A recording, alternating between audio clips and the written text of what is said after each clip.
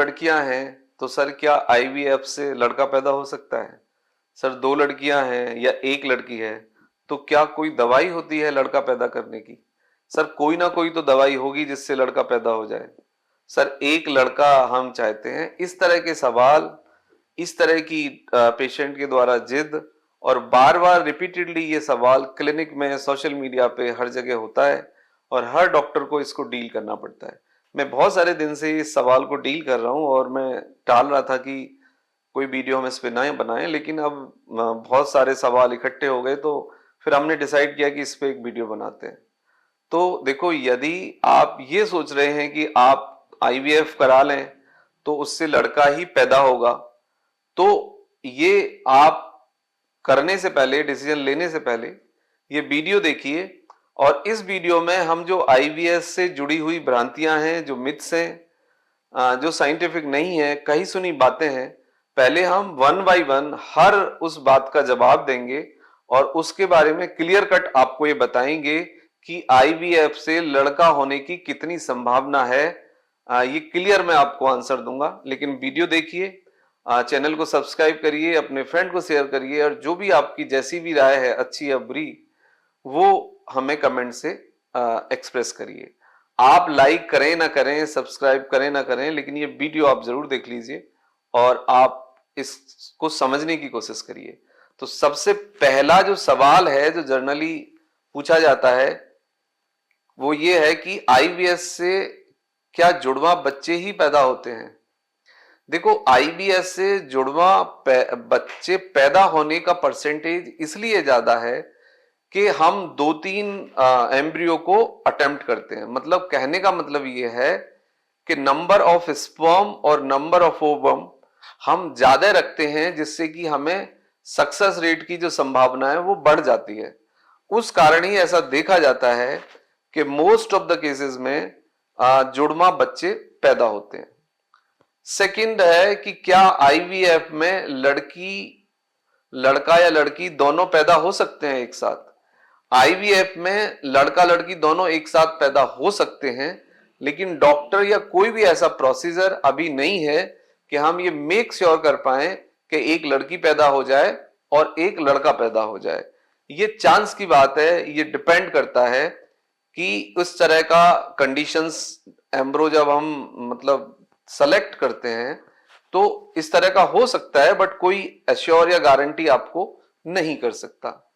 30% female को infertility होती है और 40% मेल को इनफर्टिलिटी होती है। मतलब कहने का मतलब यह है कि 10 लोगों में यदि 10 लोगों को बच्चा पैदा नहीं हो रहा है, 10 कपल यदि चाइल्ड प्रोड्यूस नहीं कर पा रहे हैं, तो उसमें 30% औरत के अंदर कुछ कमी हो सकती है और 40% केस ऐसे होते हैं जिसमें कि आदमी के साथ कुछ कमी हो सकती है और 30% इसमें ऐसे बचते हैं कि जिसमें दोनों को कुछ ना कुछ कमी होती है।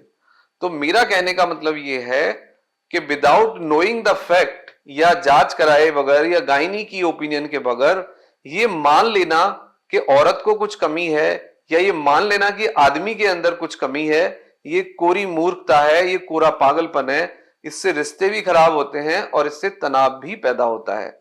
आदमी भी रेस्पॉन्सिबल हो सकता है और फीमेल भी रेस्पॉन्सिबल हो सकती है और दोनों भी रेस्पॉन्सिबल हो सकते हैं। इसके बाद आता है कि आईवीएफ के अंदर क्या कोई गारंटेड ट्रीटमेंट है आईवीएफ कि बच्चा पैदा हो ही जाएगा? आईवीएफ कोई गारंटेड ट्रीटमेंट नहीं है, लेकिन लगभग आईवीएफ जो लोग कराते हैं उसका रेट लगभग 70% के आसपास है कि 70% उसका सक्सेस रेट है। बहुत सारे कपल ऐसे होते हैं जिनको कि आईवीएफ से भी बच्चा पैदा नहीं होगा। नेक्स्ट है कि आईवीएफ का जो सक्सेस रेट है वो किस बात पे निर्भर करता है?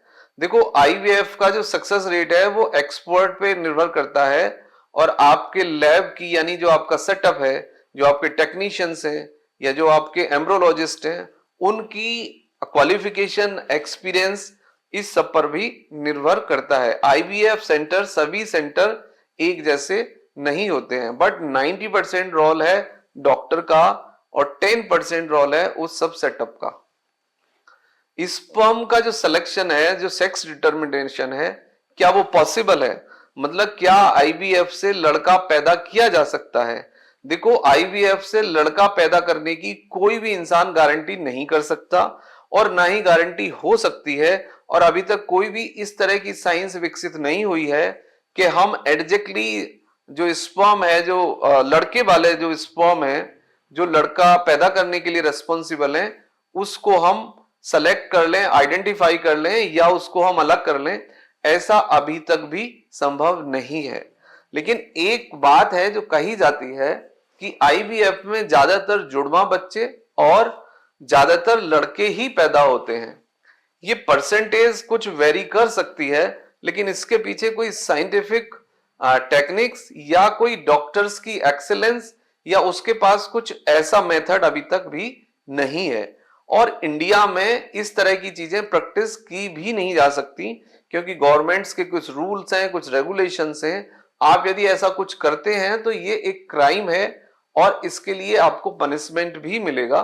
तो डॉक्टर ना तो उनके पास इस तरह की कोई साइंस विकसित हुई है और ना ही वो ऐसा कुछ कर सकते हैं। और दूसरी बात यह है कि सेक्स का, जेंडर का जो डिक्लेरेशन है वो भी डॉक्टर नहीं कर सकते।